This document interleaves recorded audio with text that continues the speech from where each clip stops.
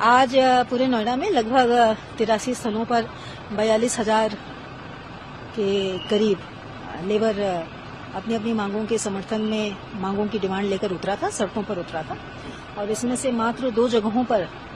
हिंसक प्रदर्शन होने के कारण न्यूनतम बल प्रयोग करते हुए कार्रवाई की गई, उसमें मुकदमे लिखे जा रहे हैं। बाकी जगहों पर जो है अधिकांश 78 जगहों पर अधिकांश बातचीत करके, वार्ता करके, संयम का परिचय देते हुए वार्ता करके श्रमिकों को तितर बितर कराया गया, उनसे बात करके और वो अपने अपने रास्ते पे चले गए। कुछ जगहों पर जरूर हम लोगों को दौड़ा के और थोड़ा सा क्राउड डिस्पर्सल करना पड़ा। एक चीज जो इसमें उभर कर आई है कि एक लेबर के जाने के बाद, लेबर अनरेस्ट शांत होने के बाद कुछ इलाकों में, खासकर जो अन्य जनपदों की सीमा से लगे हैं, वहां पे गैर जनपदों से एक जत्था आया और जिसने घूम के माहौल को उत्तेजक और हिंसक बनाने की कोशिश की। इस जत्थे में से कुछ लोग हमारी गिरफ्त में आए हैं और बाकियों को पहचान करके सीसीटीवी फुटेज के माध्यम से पहचान करके उन पर कार्रवाई की जा रही है। आने वाले दिनों में भी जो भी कहीं पर भी हिंसक प्रदर्शन करता है अथवा कानून को अपने हाथ में लेता है, उससे सख्ती से निपटा जाएगा। बहुत सारे ऐसे हाल के दिनों में उभरे हुए इन्फ्लुएंसर्स और सोशल मीडिया यूजर्स भी आइडेंटिफाई किए गए हैं, जो कि सामान्य होती परिस्थितियों में बेवजह मजदूरों को, श्रमिकों को उकसाने का काम कर रहे हैं। ऐसे तत्वों से भी सख्ती से निपटा जाएगा। आज 2 जगहों पर जो है वो 2 सोशल मीडिया हैंडलों से गलत सूचना प्रसारित की गई, जिसकी वजह से उसको वायरल कराया गया और जिसकी वजह से उत्तेजना फैली, शांत धरने पर बैठे हुए मजदूरों में सनसनी फैली और उन्होंने जो है पुलिस के सामने आके उग्र प्रदर्शन किया। ऐसे 2 सोशल मीडिया हैंडल्स को आइडेंटिफाई करके उन पर भी एफआईआर दर्ज की गई है और ऐसे लोगों के माध्यम से अगर गलत सूचना प्रसारित करके पुलिस के द्वारा कहीं भी फायरिंग नहीं की गई है, बहुत संयम का परिचय देते हुए, न्यूनतम बल प्रदर्शन करते हुए मात्र 2 जगहों पर बल का प्रयोग किया गया है और ऐसे में उनके द्वारा इस तरह की फायरिंग और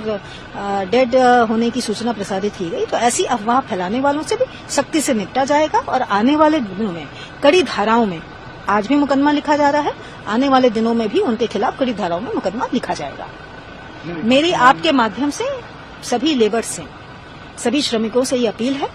कृपया संयम का परिचय दें। आपकी अधिकांश मांगे, जिसमें से दूसरे दिन ही समझौते में आप ही के द्वारा डिमांड बेस किए जाने पर दूसरे दिन समझौते करके 5 में से 4 डिमांड हम लोगों ने द्वारा पूरी कर ली गई थी, जिसमें से एक था ओवर टाइम का डबल पे का भुगतान करना, वर्क प्लेस पर महिलाओं के लिए और अन्य लेबर्स के लिए जो हैरेसमेंट की शिकायतें हैं उसमें पॉश समिति का गठन किया जाना, लोकल पुलिस के माध्यम से उसमें इंटरवीन किया जाना। इसके अतिरिक्त श्रमिकों के लिए शिकायत पेटिका लगा के, ताकि उनको भी अगर कहीं शिकायत आती है अपने मैनेजमेंट से, शिकायत पेटिका का लगाया जाना, इस पर सहमति बनी थी, इसको एनफोर्स कराया गया था। मासिक में 4 पेड लीव्स की डिमांड उनके द्वारा की गई थी और इसको भी इंडस्ट्रीज से बात करके और इसको भी सहमति बनाई गई थी और संडे के दिन इंडस्ट्री ने अपनी सद्भावना दिखाते हुए हम लोगों के कहने पर पहली मासिक पेड लीव का ऐलान भी किया था। इसके बावजूद जो एक आपका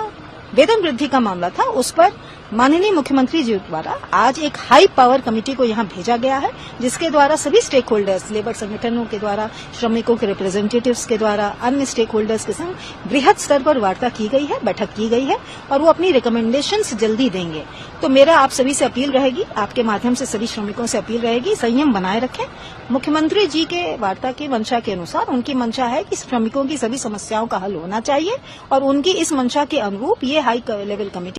अगर आप ये वीडियो YouTube पर देख रहे हैं तो हमारे चैनल को सब्सक्राइब कर बेल आइकन दबाएं और Facebook पर देख रहे हैं तो हमारे पेज को लाइक करें।